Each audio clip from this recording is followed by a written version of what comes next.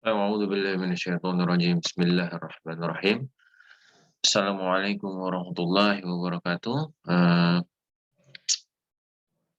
Saya Hafiz Nafal Gassano dengan NIM 556 dari angkatan 2020 dari Fakultas Hukum UI. Langsung saja pada eh, terkait dengan penugasan, yaitu presentasi eh, dari tugas-tugas yang telah diberikan oleh Bu Iva. Dan pada di hari ini, di sini saya akan menjelaskan tentang perjanjian-perjanjian tertentu, ya. Kemudian langsung saja pada pembahasan pertama uh, mengenai perjanjian tertentu, ya, atau apa itu perjanjiannya. Kemudian lanjut nanti ada jual beli, kemudian ada sewa menyewa, ada leasing dan franchise. Pembahasan pertama yaitu perjanjiannya sendiri. Perjanjian itu secara umum adalah di mana adanya atau sumber penting lahirnya suatu perikatan, di mana adanya ikatan antara dua individual yang uh, memperjanjikan atau memperikatkan diri mereka atas dasar sesuatu uh, kewajiban, seperti itu. Jadi ada jelasnya suatu hal yang di mana saling menguntungkan kedua belah pihak, dan itu dan itu bersifat mengikat. Contohnya seperti jual beli. Ketika orang membeli, maka yang dibeli akan untung karena mendapatkan uang. Dan yang membeli mendapatkan untung karena mendapatkan barang. Seperti itu. Itu contoh kecilnya. Maka ada perikatan yang terlahir antara dua orang tadi. Nah, kemudian perjanjian dalam pasal 13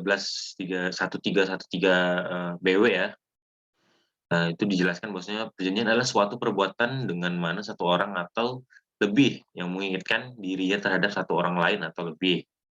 Contoh, ya, maksudnya tadi, tentu ada objek atau hal-hal yang mendasari dari perikatan tersebut, seperti itu. Kemudian lanjut, perjanjian atau kontrak, yang bisa dibilang kontrak, adalah sesuatu peristiwa di mana ada seorang berjanji kepada seseorang lain, atau dua orang itulah pokoknya, ya. Kemudian saling melaksanakan suatu hal. Dari peristiwa ini, kemudian timbullah suatu hubungan antara dua orang tadi yang dinamakan perikatan. Nah, jadi cukup jelas, ya, yang saya jelaskan, maksudnya perikatan lahir di antara dua orang yang saling mengikatkan diri dalam suatu peristiwa atau dalam suatu hal yang itu mana menguntungkan keduanya, seperti itu.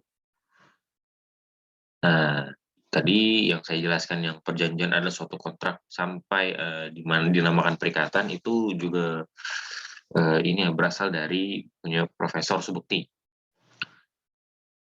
Kemudian lanjut kepada yang pertama, yaitu jual beli. Jual beli langsung pada hukum kontraknya, ya. Hukum jual perjanjian atau jual beli tersebut itu dibagi dua macam.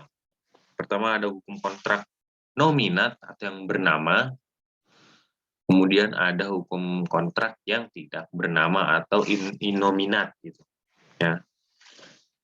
Nah, contohnya gimana nominat ini?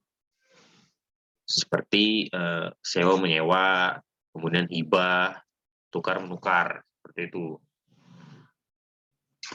Jual beli pun masuk. Ya, ini namanya nominat.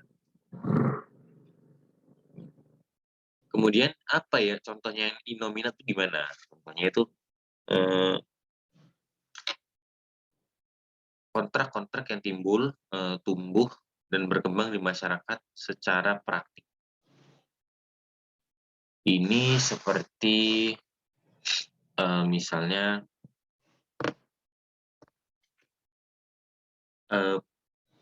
PT-PT, ya, yang ada di lingkup hidup masyarakat, yaitu seperti perusahaan-perusahaan. Nah, itu contohnya. Jadi di mana ada kontrak-kontrak yang timbul di dalamnya dan berkembang di masyarakat. Contohnya juga seperti, misalnya, perusahaan atau sering kita jumpai itu tempat-tempat, nongkrong ya, kalau anak muda tuh bilangnya tempat-tempat nongkrong. Yaitu ya macam-macam, kafe-kafe seperti itu. Itu kan dia melahirkan kontrak seperti itu. Dan dia tumbuh dan berkembang di masyarakat. Nah, seperti itu. Itu hukum kontrak ya. Dua tadi, ada yang nominan dan nominat. Kemudian lanjut kepada syarat-syaratnya di atas, di samping atas itu, syarat-syarat suatu kontrak. Pertama, adanya sepakat. Ini berdasarkan BW ya.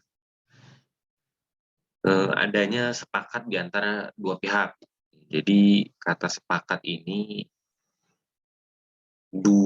antara pihak, maksudnya antara pihak ya. Jadi sepakat di mana satu sama yang lain saling-saling menyepakati dan menyetujui adanya suatu transaksi, suatu kontrak atau suatu perikatan. Dan mereka sudah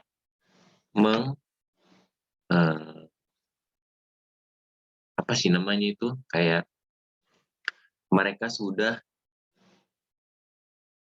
menyerahkan dirinya itu terhadap suatu kontrak.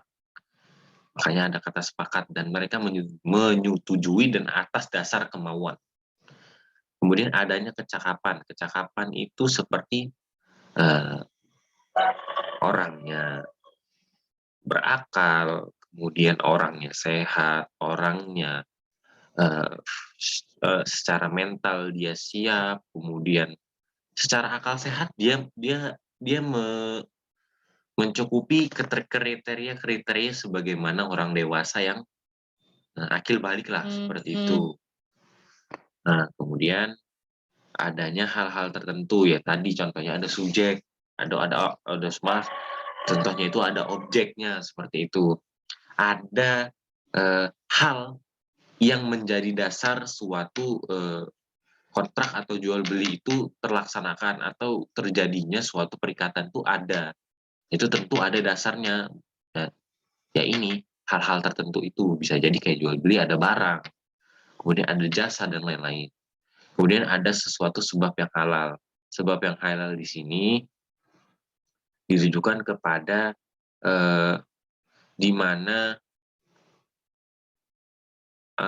yang secara hukum itu tidak melanggar dan tidak termasuk kepada hal-hal yang negatif. Contohnya jual beli ya jual beli seperti biasa. Tapi berbeda dengan adanya suatu sebab yang halal itu berbeda dengan bukan jual beli narkoba, bukan jual beli obat-obat terlarang.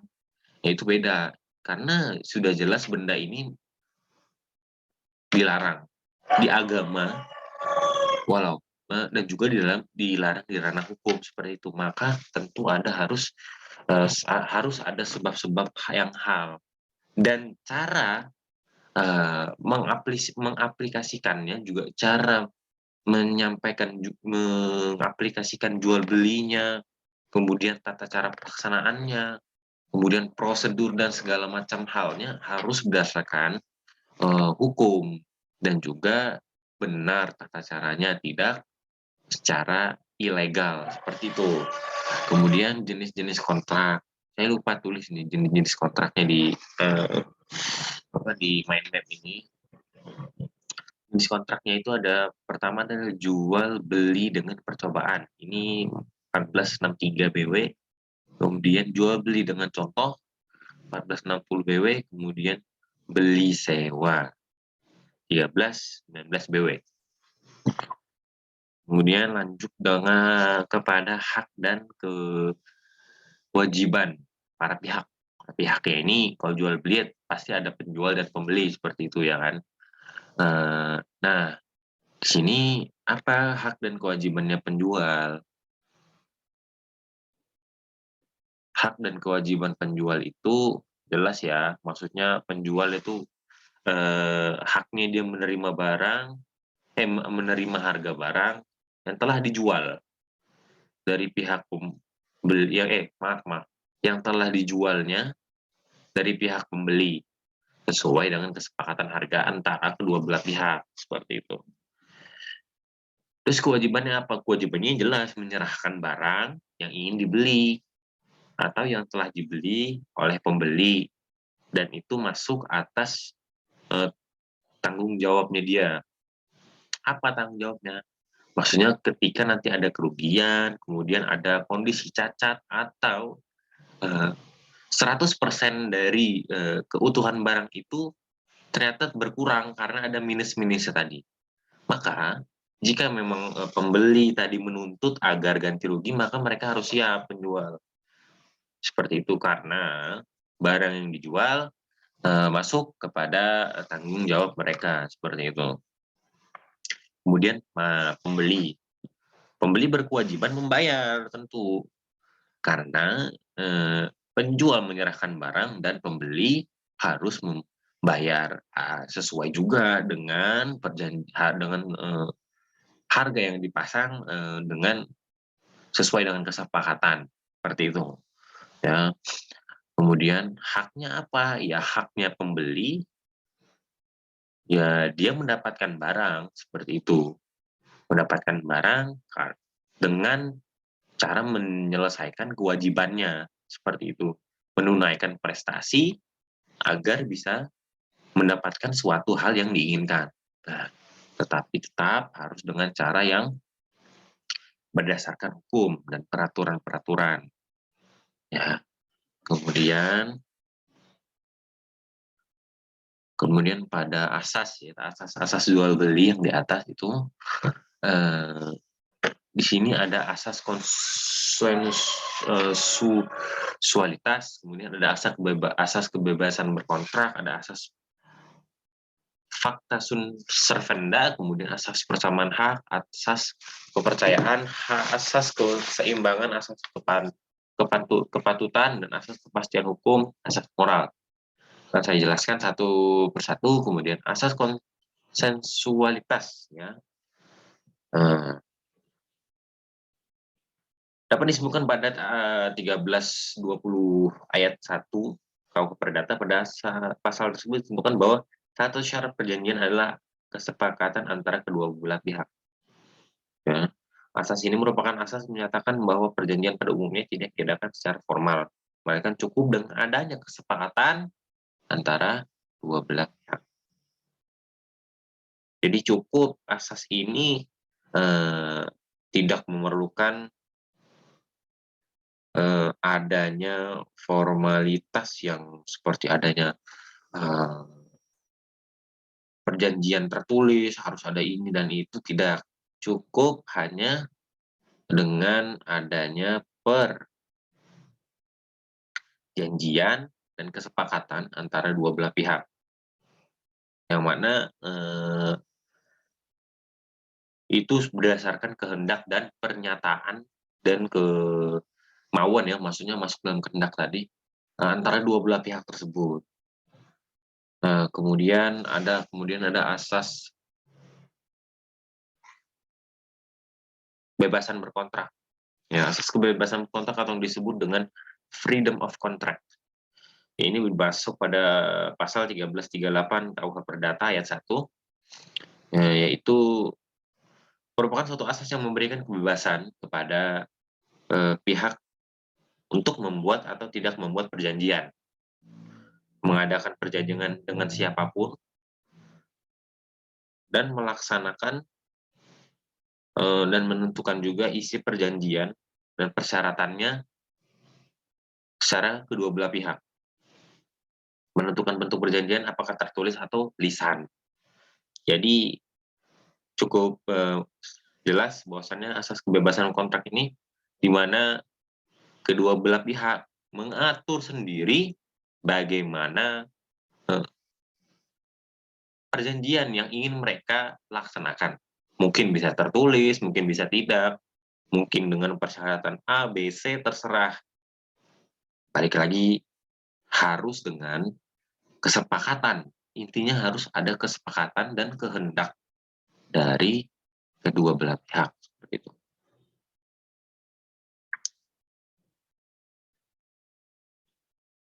Kemudian asas kepastian hukum atau ini ya, pasca sunt servanda, seperti itu menyebutnya. Ini disebut juga dengan asas fakta sunt servanda, merupakan asas yang berhubungan dengan akibat perjanjian. Asas fakta sunt servanda merupakan asas bahwa hakim atau pihak ketiga harus menghormati substansi kontrak yang dibuat oleh para pihak. Sebagaimana layaknya sebuah undang-undang, mereka tidak boleh melakukan intervensi terhadap substansi kontrak yang dibuat oleh pihak. Ini dapat disimpulkan pada pasal 1338 ayat 1 KUH Perdata ya.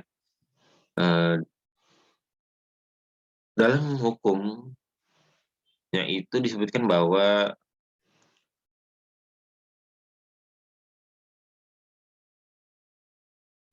setiap perjanjian yang diadakan oleh kedua belah pihak merupakan perbuatan yang sakral yang dikaitkan dengan unsur-unsur keagamaan. Namun, dalam perkembangannya selanjutnya, asas sunt servanda diberi arti sebagai paktum, yang berarti sepakat yang tidak perlu dikuatkan dengan sumpah, dan tindakan formalitas lainnya, sedangkan istilah modus paktum sudah cukup dengan kata sepakat saja.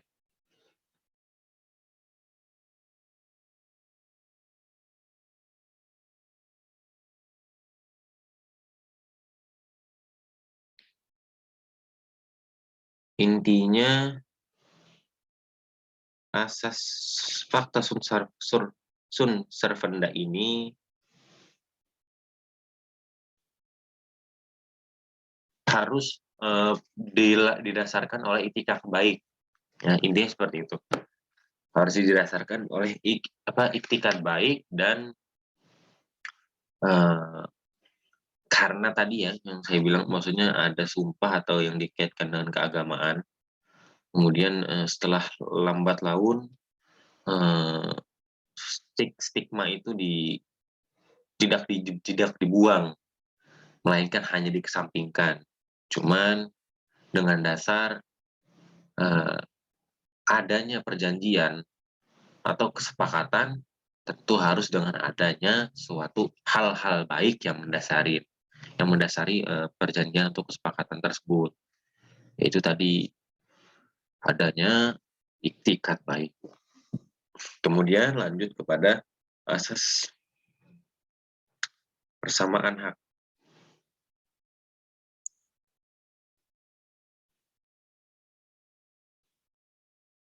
Asas persamaan hak.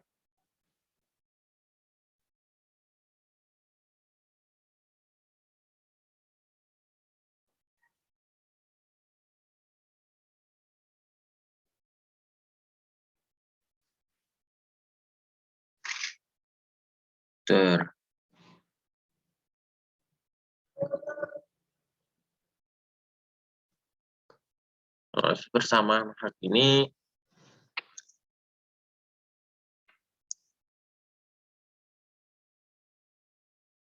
sebentar, saya lagi mencari, itu hak asas persamaan.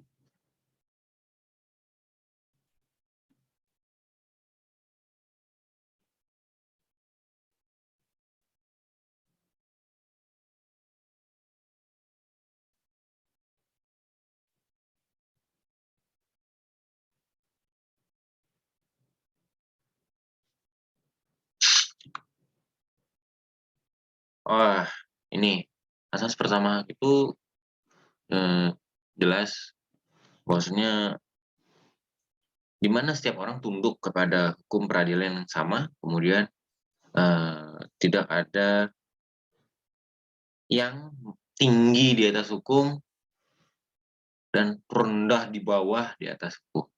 Di bawah hukum. Semuanya, maksudnya salah.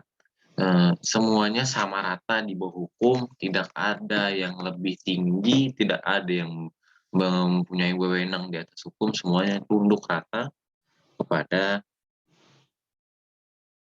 uh, hukum, ya. Tidak ada yang semua dilakukan, diratakan adil di bawah hukum, seperti itu. Kemudian lanjut kepada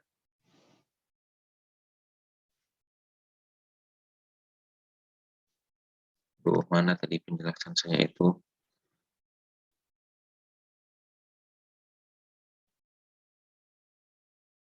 Aduh, kok hilang.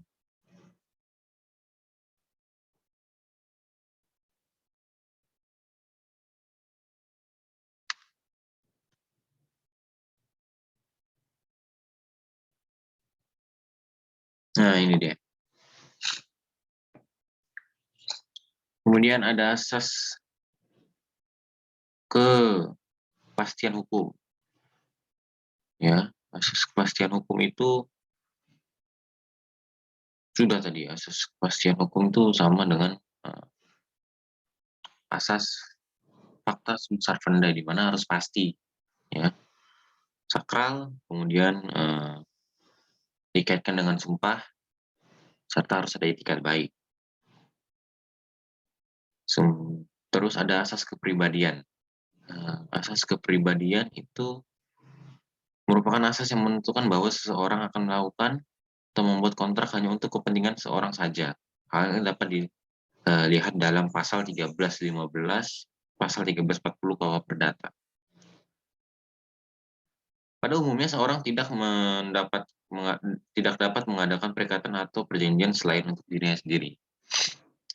Kemudian tuntutan ini jelas bahwa mengadakan suatu perjanjian orang tersebut harus untuk kepentingan dirinya sendiri. Pasal 34, 1340 KUH Perdata berbunyi, perjanjian hanya berlaku antara pihak yang membuatnya.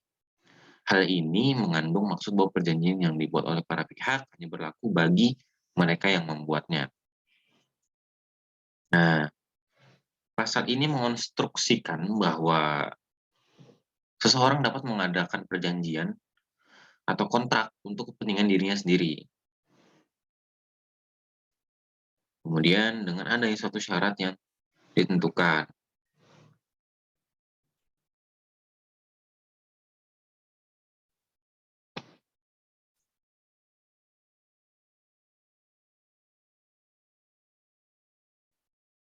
Ini contohnya kepada, ini mungkin ya, ini mengenai waris. Yang asas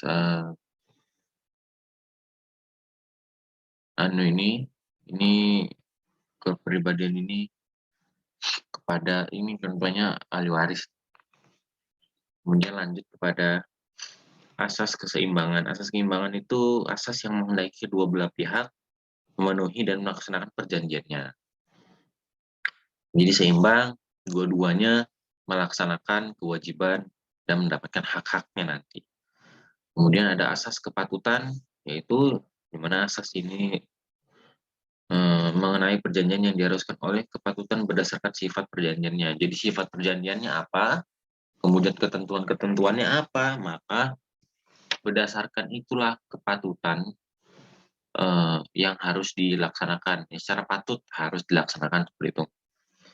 Kemudian ada juga namanya asas moral, asas moralitas, asas yang mana berkaitan dengan perikatan wajar, yaitu suatu perbuatan sukarela dari seseorang yang tidak dapat menuntut hak baginya untuk menggugat prestasi dan pihak debitur. Hal ini terlihat dalam zakwarneming. Apa itu zakwarneming? Yaitu orang yang melakukan perbuatan dengan sukarela atau moral, yang bersangkutan mempunyai kewajiban hukum untuk meneruskan dan menyelesaikan perbuatannya. Salah satu faktor yang memberikan motivasi pada bersangkutan melakukan perbuatan hukum itu adalah didasarkan pada kesusilaan sebagai panggilan hati nuraninya. Seperti ini contohnya banyak, seperti apa ini, seperti contohnya kayak di mana tetangganya yang eee, sedang berangkat keluar kota misalnya, kemudian rumahnya kosong, dan ternyata dia tahu bahwasanya di rumahnya itu ada hewan peliharaan. Maka dengan sukarela, dia merawat, dan memperlakukan hewan peliharaan, tetangganya tersebut sebagaimana tetangganya memperlakukan. Jadi setara dan secara adil, tidak, apa, memanfaatkan, eee, keadaan-keadaan yang ada. Jadi tetap harus dilakukan sebagai mestinya, yang mempunyai barang tersebut melakukan kewajibannya. Tapi ini didasari dengan, sukarela, tidak yang kayak terpaksa atau tidak. Ini sukarela berdasarkan moral, hati nurani. Sudah, lanjut kepada ini syarat-syarat sudah, kewajiban sudah. Lanjut kepada yang kedua yaitu sewa menyewa. Apa itu sewa menyewa? Yaitu persetujuan dengan, mana pihak yang satu mengingatkan dirinya dengan memberikan kepada pihak yang lainnya, yaitu kenikmatan suatu barang selama waktu tertentu dan dengan pembayaran suatu harga oleh pihak tersebut. Ini oh, maaf maaf, belum. Suatu pihak tersebut ya tadi ya. Kemudian harganya atau it apa, itu tuh ditentukan oleh pihak yang membelakangi, maaf ya, maksudnya bukan yang membelakangi, maksudnya pihak yang menanggung ke dan yang ini bisa menyanggupi pembayarannya, gitu. Ini maktub di 1548 BW. Kemudian menurut Dokter Kansil, itu perjanjian sewa menyewa adalah suatu perjanjian di mana pihak pertama yang menyewakan memberikan izin dalam waktu tertentu kepada pihak lain, si penyewa, untuk menggunakan barangnya dengan kewajiban si penyewa untuk membayar sejumlah uang sewa, ya. Kemudian lanjut kepada kewajiban-kewajiban sewa menyewa. Maktub dalam 1550 BW yaitu kewajiban dan menyewakan. Menyerahkan barang yang disewakan kepada si penyewa, memelihara barang tersebut secara, baik, ya. Kemudian yang disewakan ya itulah, kemudian barang juga itu, jelas dengan mengapa disewanya, kemudian keperluannya apa, sehingga barang tersebut dapat disewakan dan dapat dipakai. Kemudian si penyewa kenikmatan itu maksudnya yang menyewa ya, eee, menenteramkan terhadap barang yang disewakan selama berlangsung sewanya. Maksudnya,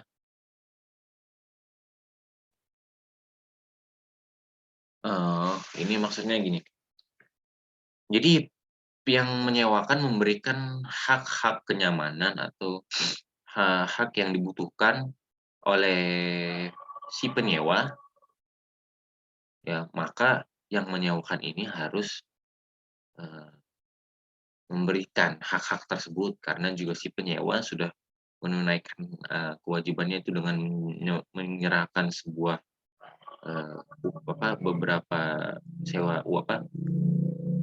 uang sewanya ya, seperti itu. Nah, kemudian dia harus bisa menjamin juga ketentramannya, kemudian kenikmatannya terhadap barang tersebut. Nanti bagaimana kepuasannya si penyewa, itu kewajibannya yang menyewakan. Kemudian kewajiban penyewa apa? Penyewa adalah juga menyesuaikan dengan tujuannya, kebutuhannya apa, kewajiban penyewa ini, dia apa kebutuhannya menyewa barang tersebut. Kemudian harus ada juga dia kewajibannya menyerahkan prestasinya, yaitu bayar uang sewa. Kemudian tentu dengan harga-harga yang sudah disepakati dengan harga-harga tertentu dan waktu-waktu tertentu. Kemudian apa, si penyewa juga wajib memelihara barang sesuai dengan kondisi awal disewakannya seperti apa, seperti itu. Cukup jelas. Nah, yang kewajiban penyewa ini maktub di 1560. Kalau yang kewajiban yang menyewakan 1550. Tujuannya apa sewa menyewa ini? Perjanjian sewa menyewa bertujuan untuk memberikan hak pemakaian saja, bukan hak milik atas ya, hanya hak pemakaian. Makanya tadi disebutkan bahwasanya wajib kepada yang menyewakan memberikan ketentraman dan kenikmatan, memastikan dua hal tersebut agar yang menyewa atau si penyewanya merasa hak-hak yang ingin dia butuhkan itu ada, seperti itu. Tapi tetap dalam kurung bahwasanya ini hak untuk memakai, bukan hak atas milik. Jika perjanjian lain, maka si penyewa tidak boleh menyewakan lagi benda yang disewakannya itu, karena sudah semestinya hak penyewa adalah hanya perseorangan saja. Jadi tidak boleh di tidak boleh ada lagi perjanjian-perjanjian lain selain menyewa, seperti itu. Karena terkait hal menyewa ini hanya perseorangan saja, seperti itu. Beralih kepada leasing. Nah, ini masuk kepada leasing. Apa itu leasing? Dalam SK Menteri Keuangan nomor 1169 garing KMK titik 01 garing 1991 tanggal 27 November 1991, leasing adalah kegiatan pembiayaan dalam bentuk penyediaan barang modal, baik secara sewa guna usaha dengan hak opsi finance lease maupun sewa guna usaha tanpa hak opsi atau operating lease untuk digunakan oleh lease selama jangka waktu tertentu berdasarkan pembayaran secara berkala.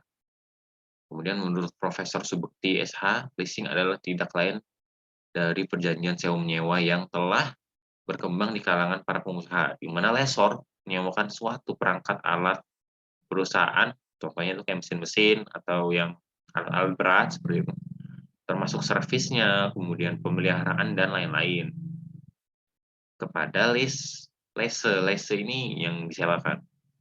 Nah, dalam waktu atau dalam kurun waktu tertentu. Nah, jelas ya, jadi di mana ini seperti yang saya pahami adalah seperti sewa menyewa, entah itu dalam bentuk usaha, kemudian dalam bentuk,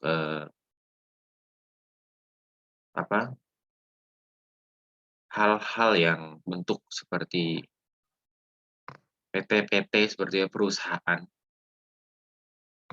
Jadi bisa dikaitkan dengan hak usaha, di mana dia menyewakan usahanya kepada orang lain, tetapi dengan ketentuan-ketentuan tertentu juga, dan bisa juga menanggungjawabkan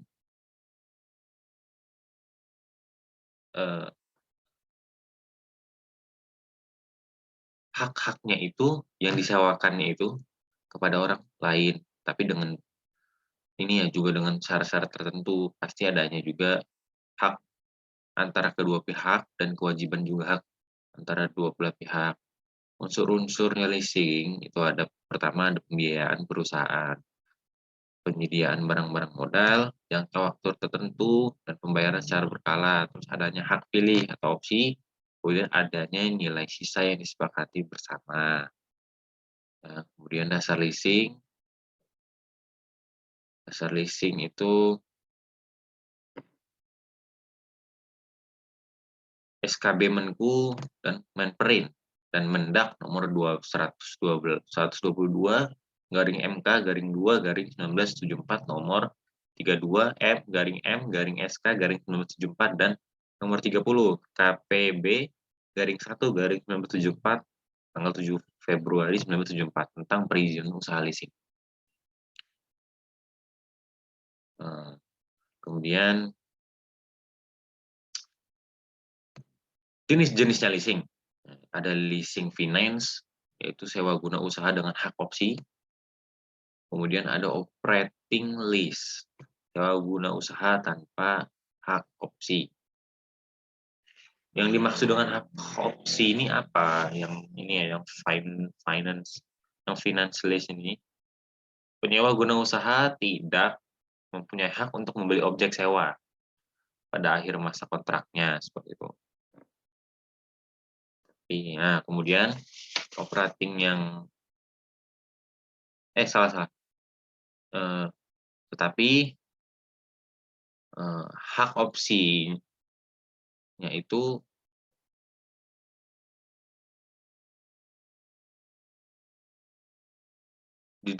harus didasarkan dengan nilai tertentu, harus didasari pada nilai yang residu. Hak opsi itu apa? Hak opsi itu adalah hak yang diberikan kepada lease untuk membeli objek leasing pada akhir masa kontrak. Ya, itu. Kemudian pihak-pihak leasing. Pihak-pihak leasing ini ada lessor. Lessor itu yang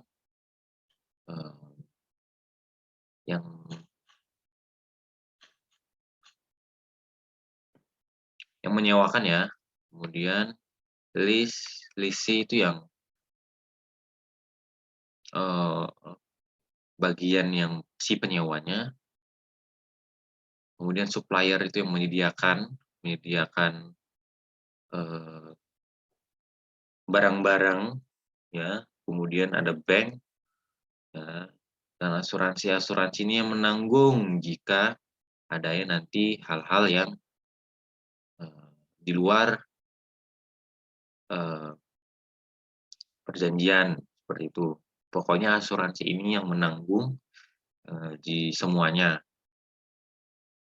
menanggung kepastian, menanggung hak-hak dan kewajiban ini asuransi. Kemudian beralih ke franchise. Secara etimologi, franchise itu berasal dari bahasa Perancis, yaitu franchir, yang berarti kebebasan para pihak. Menurut Peraturan Pemerintah RI Nomor 42 Tahun 2007, franchise atau waralaba diartikan sebagai perikatan di mana salah satu pihak diberikan hak untuk memanfaatkan atau menggunakan hak atas kekayaan intelektual atau penemuan atau ciri khas usaha yang dimiliki pihak lain dengan suatu imbalan berdasarkan persyaratan dan penjualan barang atau jasa. Menurut Salim, beliau mengungkapkan bahwasannya franchise adalah suatu kontrak ya yang dibuat antara franchisor dan franchisee dengan ketentuan franchisor memberikan lisensi kepada franchisee untuk menggunakan merek barangnya atau jasa yang dibuat oleh franchisor dalam waktu tertentu dengan juga suatu pembayaran tertentu. Tapi di garis bawahi bosnya royaltinya atau pembayaran yang telah disepakati ya, royaltinya itu berapa itu semua nanti tidak tergantung untung atau ruginya usaha nanti ketika usaha itu berjalan, seperti itu. Harus tetap dibayarkan sesuai dengan royalti yang sudah diperjanjikan, yang sudah disepakati. Entah itu nanti tergantung atau untung atau ruginya itu di luar royalti. Jadi royalti tetap harus dibayarkan sesuai dengan perjanjian dan kesepakatan. Kemudian unsur-unsur franchise. Ada dua pihak. Pertama, franchisor dan ada franchisee. Kemudian adanya penawaran paket dari franchisor. Franchisor memberikan suatu tawaran paket A, B, C, D. Kamu mau pilih yang mana? Seperti itu. Dengan royalti segini, maka kamu akan menjalankan usaha atas nama dagang saya. Seperti itu contohnya. Adanya kerjasama pengelolaan unit usaha antara franchisor dan franchisee. Terus kemudian dimilikinya unit usaha tertentu atau outlet oleh para pihak franchisee yang akan memanfaatkan paket usaha tersebut. Terus kemudian seringkali terdapat kontrak tertulis antara pihak franchisor dan, pihak franchisee. Kemudian dasar hukumnya franchise, perjanjian dasar hukum KUH Perdata pada pasal 1338, ayat 1 tahun apa ini tahun oh, bukan tahun, salah. 1338 ayat 1, eee, ya yaitu KUH Perdata ya tadi ya. Kemudian ada juga, tonggak kepastian hukum waralaba atau format waralaba Indonesia dimulai pada tanggal 18 Juni 1997, yaitu dengan dikeluarkannya peraturan pemerintahan PP RI nomor 16 tahun 19 ya nomor PTRI nomor 16 tahun 1997 tentang waralaba. Kemudian ada juga dasar hukumnya itu PP nomor 16 tahun 1997 tentang waralaba yang telah dicabut dan diganti dengan PP nomor 42 tahun 2007 tentang waralaba. Ini seperti direvisi ya tadi itu. Kemudian jenis-jenis waralaba. Terakhir yaitu waralaba luar negeri, waralaba dalam negeri, ya kemudian terus pihak-pihak, yang terkait waralaba itu tentu adalah franchisor dan franchisee. Nah, waralaba luar negeri dan waralaba dalam negeri. Waralaba luar negeri itu seperti apa? Contohnya, franchisor yang ada di luar negeri, eee, menawarkan paket atas namanya dia yang akan diusahakan di dalam negeri. Jadi konteksnya ini secara internasional, kemudian waralaba dalam negeri ya hanya berputar di dalam negeri saja atau secara nasional, seperti itu. Nah, mungkin cukup itu saja, yang dapat saya sampaikan. Kurang lebihnya mohon maaf apabila ada yang tidak jelas, kemudian atau salah penafsiran, itu dari saya sendiri karena saya juga masih butuh belajar banyak dan atas mungkin kalau tidak ada, mungkin ada salah dan, atas, penyampaian yang saya sampaikan tadi, saya mohon maaf. Nanti agar mohon bisa dikoreksi oleh Bu Iva Hafizah sendiri, eee, agar saya juga lebih bisa mengerti bagaimana tentang perjanjian-perjanjian, bentuk-bentuk perjanjian ini, seperti itu. Itu saja, lebihnya jika ada lebihnya itu yang dari Maha Kuasa, ada kurangnya itu dari saya dan mohon dikoreksi, eee, agar bisa saya belajar dari kesalahan itu. Akhirul kalam, aqulu lakum astaghfirukum bijamil akhta'ats. Assalamualaikum warahmatullahi wabarakatuh.